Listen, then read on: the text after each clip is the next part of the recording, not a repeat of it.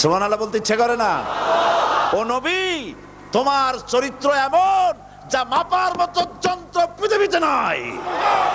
লা ইলাহা ইল্লাল্লাহ পড়েন সবাই, লা ইলাহা ইল্লাল্লাহ।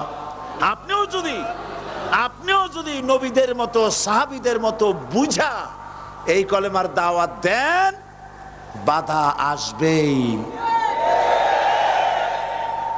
বোঝাবুঝির ব্যাপার, বুঝতেই সারল।